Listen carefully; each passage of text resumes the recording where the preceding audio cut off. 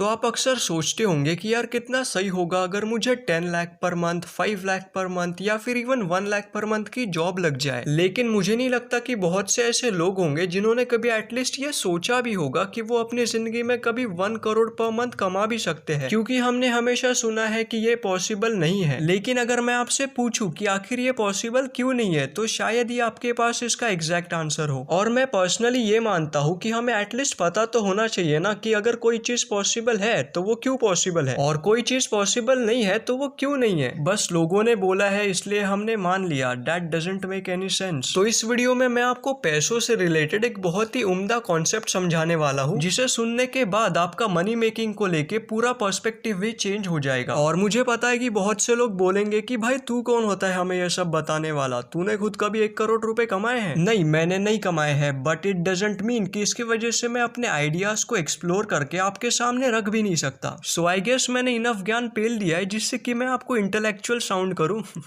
तो अभी हम एक्चुअल वीडियो शुरू करते हैं।